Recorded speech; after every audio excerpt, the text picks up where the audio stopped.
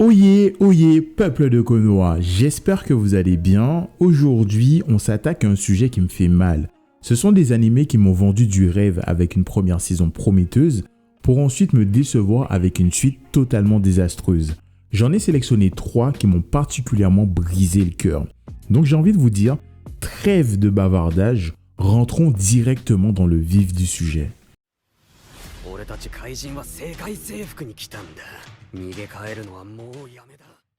Alors, pour commencer, on va parler de Go Go Loser Ranger. Le principe est simple. La Terre est envahie par des monstres. Les Rangers arrivent, ils sauvent tout le monde. Sauf que twist, les derniers monstres survivants sont immortels. Et là, les Rangers se disent, mais si on trouve un moyen pour les exploiter? Parce que oui, dans cet univers, les Rangers sont des délinquants à l'image des 7 dans The Boys. Regarde-moi quand je te parle. Tu es un délinquant. Résultat, ils réduisent ces monstres en esclavage, montent de faux combats chaque semaine pour en faire un spectacle, pour attirer du monde, gagner de l'argent et de la fame. Et c'est là que l'anime devient intéressant parce qu'on suit le combattant D, un monstre qui en a marre de se faire exploiter et décide d'infiltrer les Rangers pour les détruire de l'intérieur. Et toute la saison 1 repose sur ça. Comment un des êtres les plus faibles va réussir à survivre dans un système où tout repose sur le combat pour gravir les échelons. Parce que son problème, il est simple. Dès qu'il reçoit trop de dégâts, il révèle sa vraie nature. Donc chaque affrontement devient un risque. Et du coup, tout repose sur une seule question. Comment va-t-il s'en sortir? Entre manipulation, alliance et trahison, il est obligé de jouer sur tous les tableaux. Et ça, c'est l'un des plus gros points forts de l'anime. En plus, les relations qu'il construit, notamment avec Hibiki, fonctionnent vraiment bien. Les deux ne voient pas du tout les choses de la même manière. Dee veut tout détruire là où Hibiki veut changer le système de l'intérieur, mais sans le détruire. Et forcément, ça crée un contraste super intéressant. Mais surtout, leur rencontre les fait évoluer tous les deux. Dee commence à nuancer sa vision sur les humains, là où Hibiki lui découvre à quel point le système des Rangers est pourri de l'intérieur. Et cerise sur le gâteau, on a des révélations qui viennent complètement bouleverser l'univers, notamment le fait que certains chefs du côté des monstres ont survécu. Avec tout ça, la saison 1 devient prenante et surtout, elle donne envie de voir la suite, ce qui rend la déception de la saison 2 encore plus grande. Pourquoi cette saison 2 est si décevante? Eh bien, c'est parce qu'elle met de côté tout ce qui faisait le sel de l'histoire. Le combattant D n'a plus d'évolution à proprement parler puisqu'il passe son temps à courir, à crier et puis c'est tout. Même son identité secrète qui était censée être un élément central de la narration devient un simple running gag. Et Hibiki quant à lui, le bug il est juste là, il a du temps d'écran mais fondamentalement il ne sert à rien. Et forcément tout ce qui faisait la force de la saison 1 disparaît peu à peu. La stratégie est mise de côté au profit de situations beaucoup plus basiques, la tension retombe et les moments marquants se font de plus en plus rares. Alors, on pourrait se dire, puisque les anciens ingrédients ont disparu, peut-être que ça va fonctionner avec la nouvelle recette. Surtout avec Dee qui rejoint l'escouade verte avec Osokubo.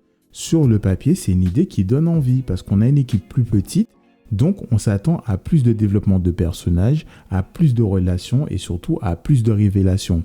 Mais au final, il ne se passe quasiment rien.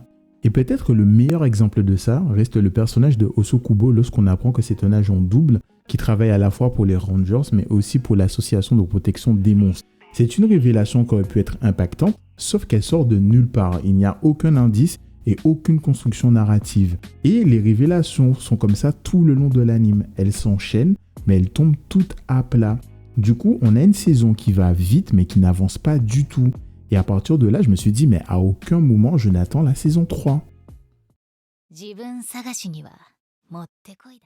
Alors, cette fois, on va parler de Call of the Night, un anime que j'affectionne, mais dont la saison 2 m'a clairement laissé sur ma faim. Dans cette série, on suit Koyamori, un adolescent insomniaque qui commence à sortir la nuit. Et un soir, il va faire la rencontre d'un vampire appelé Nazuna. Et cette rencontre va tout changer pour lui. Puisque à partir de là, l'anime ne cherche plus à nous raconter simplement leur histoire, il nous plonge complètement dans le monde de la nuit. Entre les rues vides, les bars et les discussions un peu absurdes à 2h du matin, tout donne l'impression que le monde existe autrement. comme si la nuit révélait le monde sous un autre jour dans une ambiance hors du temps. Au milieu de tout ça, il y a Nazuna qui devient le guide de Ko, mais aussi un petit peu le nôtre dans cette vie nocturne, puisque avec elle, chaque soirée devient une expérience totalement inédite. Et à force d'enchaîner des nuits comme ça, Ko finit par avoir un déclic. Il se demande sérieusement c'est quoi l'intérêt de la vie en journée alors que la nuit a bien plus de choses à lui offrir. Et du coup, cette question en appelle forcément une autre. Pourquoi ne pas devenir un vampire lui aussi? La force de la série repose sur ces deux questions et surtout sur chacune des rencontres que va faire Ko, puisque chaque rencontre, c'est comme une fenêtre ouverte sur les tourments du quotidien. Et en basculant dans la vie nocturne, chaque nouveau personnage qu'on découvre confronte leurs propres angoisses à celles de Ko, ce qui va créer un écho constant entre leurs récits et entre leurs vécus. C'est-à-dire que chaque sous-intrigue sert le propos global. L'idée ici, c'est d'explorer la nuit non pas comme un danger, mais plutôt comme un refuge. Un endroit qui est capable de soigner les maux du jour, que ce soit par l'évasion, soit par la discussion ou encore par le sommeil. Mais attention, cette routine narrative où chaque nuit est une nouvelle aventure va être rapidement remise en question, puisque dans un premier temps, on apprend une règle assez brutale. Ko n'a qu'1 an pour devenir un vampire. S'il échoue, il meurt. Et forcément, cette deadline rajoute une tension immédiate à l'histoire. Et comme si ça ne suffisait pas, en milieu de saison, on nous sort un nouvel antagoniste, Anko. Elle débarque comme étant une chasseuse de vampires capable de les tuer sans qu'on ne sache comment elle s'y prend. Et à ce stade, tout s'emballe et les questions s'empilent. Est-ce que Ko va réussir à atteindre son objectif à temps? Comment Nazuna va-t-elle réagir face à cette nouvelle menace? Et surtout, comment vont-ils affronter Anko? C'est ce suspense, ce mélange d'urgence et de mystère qui nous donne envie de voir la saison 2. Le problème, c'est que celle-ci sera très décevante, ou tout du moins, elle m'aura très largement laissé sur ma faim. Alors, que se passe-t-il concrètement dans cette deuxième saison? Bien, dès le début, on lève le voile sur le mystère d'Anko. On découvre comment elle parvient à tuer les vampires aussi facilement. Elle utilise tout simplement leurs anciens effets personnels. Et c'est là que ça devient intéressant, puisque dans cet univers, le point faible d'un vampire, c'est son passé. Du coup, la série en profite pour nous faire redécouvrir tous les personnages que Ko a côtoyés durant la première saison.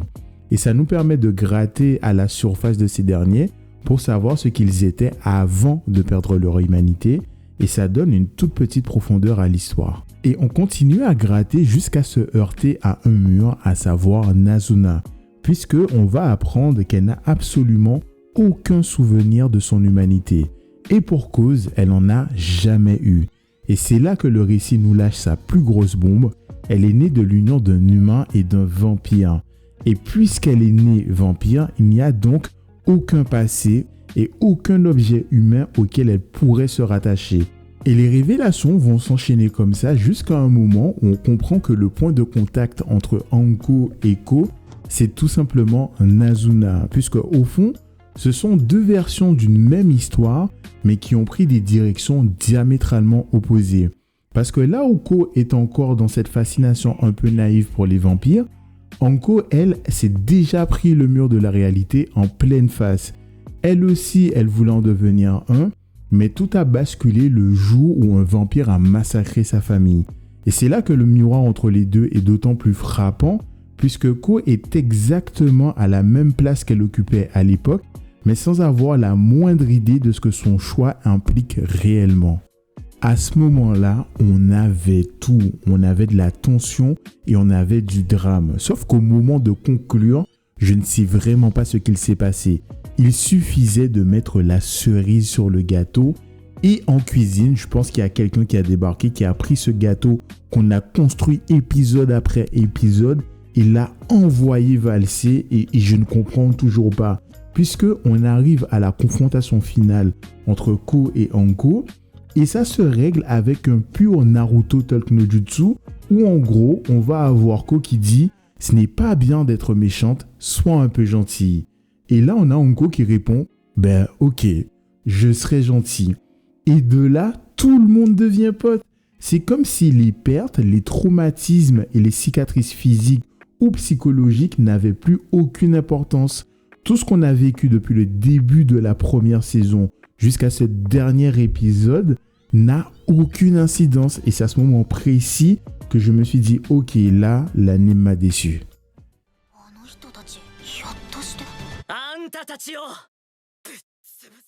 Alors, peuple de Konoha, on arrive bientôt à la fin de cette vidéo et je vais m'attaquer à un monument. Un anime qui est souvent comparé à Death Note, à savoir Code Geass. Et pour moi, c'est une œuvre qui aura marqué son époque. Parce que c'est dans cette série qu'on découvre Lelouch, un prince déchu qui décide de se rebeller seul contre un empire qui a massacré sa famille. Et ce qui m'a fasciné, c'est de le voir réaliser petit à petit que la vengeance ne lui permettra pas d'obtenir la justice, mais surtout ne lui permettra pas d'offrir un monde en paix à sa sœur. Et du coup, il devient le mal absolu pour cristalliser toute la haine du monde sur sa seule personne. Il transforme donc son nom en un symbole à abattre pour qu'en provoquant sa chute, il puisse emporter avec lui le cycle de la guerre et de la violence. Et je le confesse, ce sacrifice m'a marqué au fer rouge. Ce sont sur ces fondations que démarre Code Geass Rosé. Et je vais être honnête, j'ai eu l'impression de regarder une série qui hurle désespérément. Hé, tu te souviens de ça? C'était cool, hein? Regarde, on va refaire la même chose. Sauf qu'ils ont oublié de préciser que ce sera très largement en dessous de ce qu'on a connu auparavant. Prenez par exemple la fameuse partie d'échecs dans l'original entre Lelouch et son frère. C'est un vrai duel psychologique et tactique. Et ici dans Rosé, elle est juste là pour cocher la case souvenir. Une espèce de fanservice pour nous rappeler qu'on est bien dans Code Geass. Mais ça ne fonctionne pas puisque c'est sans saveur et d'ailleurs ça nous est à peine montré. Et le pire dans cette histoire, c'est que ça se propage même aux personnages. Parce qu'on a Haruka qui n'est qu'une version éco-plus de Kalen. La série n'a de cesse de nous bombarder de références forcées pour nous rappeler qu'on est bien dans Code Geass, mais c'est jusqu'à l'overdose, c'est tout simplement indigeste. Alors je suis désolé, je vais continuer à taper sur cette série parce qu'il y a un dernier point qui m'a véritablement heurté. C'est que quand on parle de Code Geass, on parle aussi d'intelligence.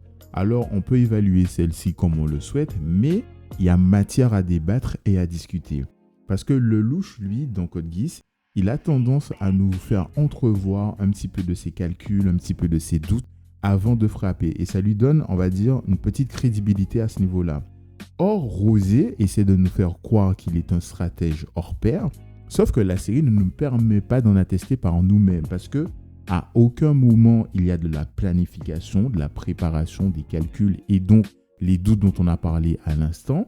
Et on ne voit que le résultat. Et je suis désolé, même en laissant mon cerveau partir en balade, j'ai tout simplement du mal à croire que Rosé est un stratège quelconque.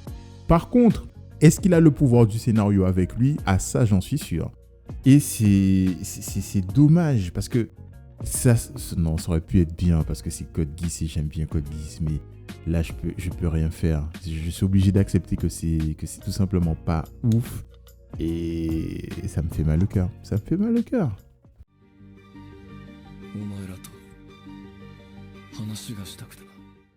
Ça y est, peuple de Konoha, nous sommes à la fin de cette vidéo.